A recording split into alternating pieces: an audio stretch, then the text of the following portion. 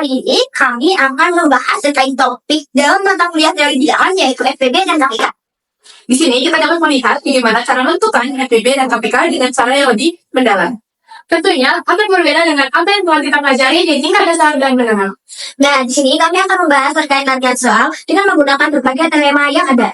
Baiklah, selanjutnya kita ke video pembahasannya. Baik, kita masuk ke soal pembahasan yang pertama. Nyatakan 4.840 dan 1.512 dalam kombinasi linear. Kita dapat menggunakan teorema 5.1, yakni A dan B tidak sama dengan 0, maka A dan B saling prima, yaitu A, B sama dengan 1 jika dan hanya jika bilangan bulat X dan Y memenuhi AX plus PY sama dengan 1. Kemudian, menggunakan teorema 6.1, A dan B bilangan bulat A, B sama dengan D. C.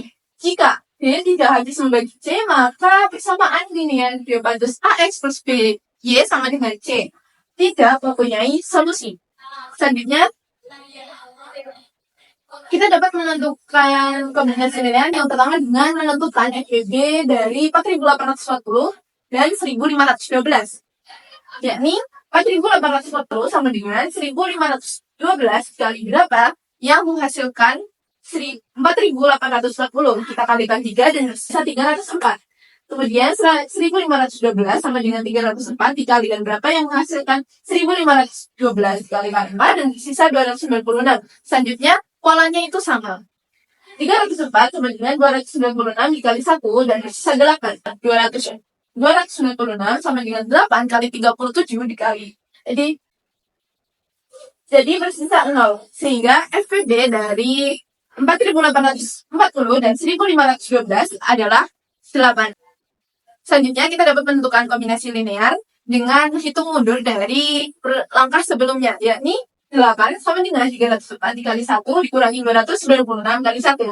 296 ini kita dapatkan dari persamaan sebelumnya, yakni 1.512 dikurangi 304 dikali 4. Sehingga 304 dikali 1 dikurangi 1.512 kali 1 dikurangi 304 kali 4. Sama dengan 304 dikali 1 minus 1.512 dikali 1 minus dikali minus 304 itu menjadi plus, sehingga 304 dikali 1 dikurangi 1.512 dikali 1 ditambah 304 dikalikan 4. Selanjutnya 304 dikali 1 kita tambahkan dengan variabel yang sama, sehingga 304 dikali 5 dikurangi 1.512 kali 1. Dengan langkah yang sama seperti yang ini, kita mendapatkan 4.840 dikali 1 dikurangi 1.512 dikali 3. Karena bilangan ini kita kalikan 5, sehingga yang ini juga kita kalikan 5. Sehingga 4.840 kali 1 dikurangi 1.512 dikali 3 dikalikan 5 dikurangi 1.512 dikalikan 1. Selanjutnya 4.840 dikali 5 kita dapatkan dari 4.840 kali 1 dikalikan 5 dikurangi 1.512 kali 15 kita dapatkan dari 1.512 dikalikan 3 dikalikan 5 dikurangi 1.512 kali 1. Sehingga 4.840 dikalikan 5 ditambah 1.500 dikalikan 16.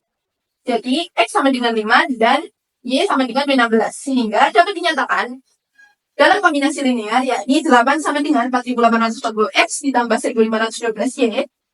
8 sama dengan 4.840 dikalikan 5 ditambah 1.512 dikalikan 16. Selanjutnya untuk soal pembahasan yang nomor 2 yaitu carilah FPB dari 216 dan 128.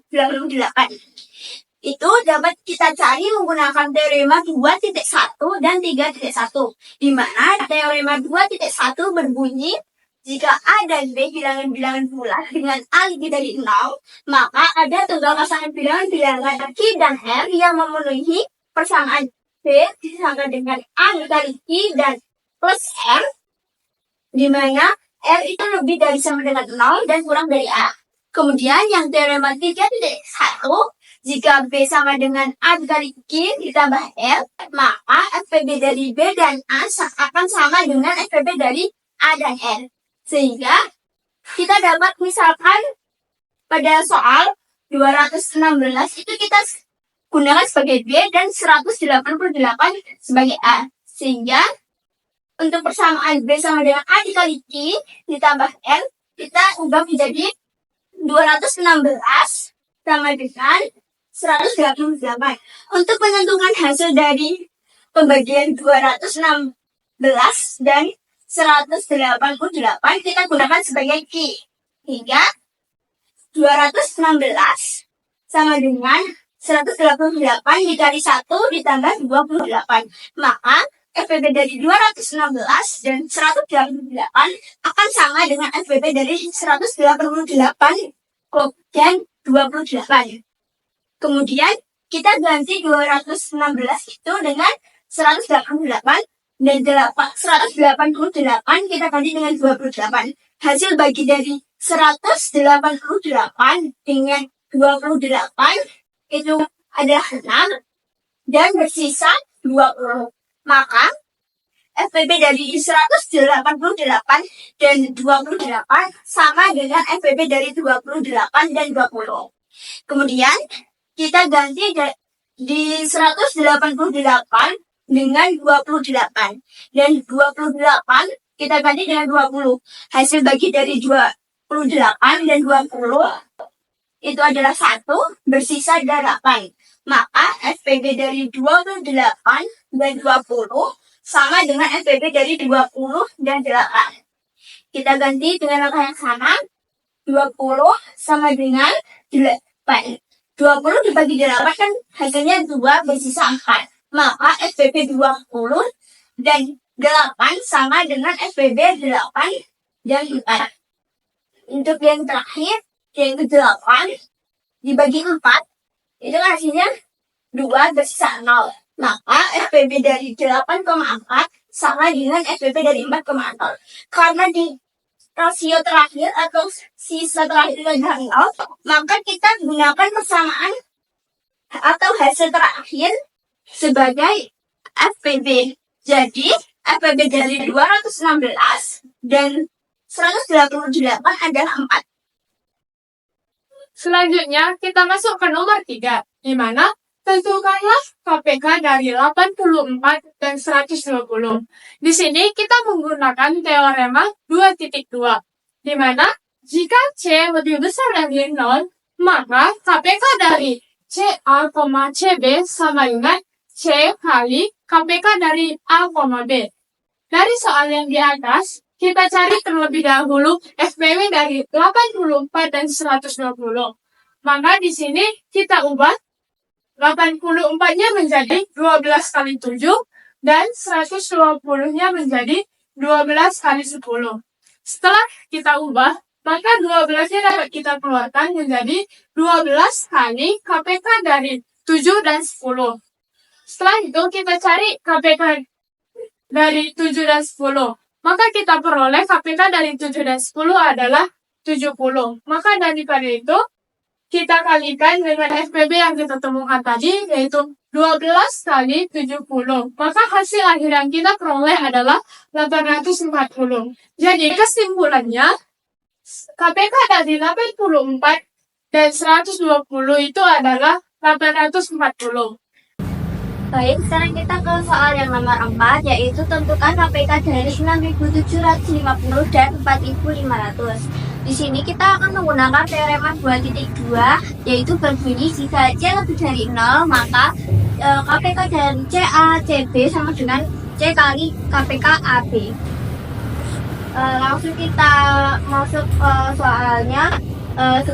Awalnya kita cari FPB dari 6.750 dan 4.500. FPB-nya yaitu 10, maka kita taruh 10 di sini. KPK dari 6.705 dan 450. Nah, karena 675 dan 450 itu masih memiliki FPB, yaitu FPB-nya 25, kita taruh di sini menjadi 10 dikali 25, KPK dari 27 dan 18. Karena 27 dan 18 masih memiliki FPB yaitu 3, kita tulis kembali menjadi 10 dikali 25 dikali KPK dari 3 kali 9 dan 3 kali 6. Di sini 3-nya kita keluarkan menjadi 10 dikali 25 dikali 3 KPK dari 9 dan 6. Karena 9 dan 6 masih memiliki FBB, kita tulis kembali, yaitu 10 dikali 25 dikali 3 dikali 3 KPK dari 3 dan 2.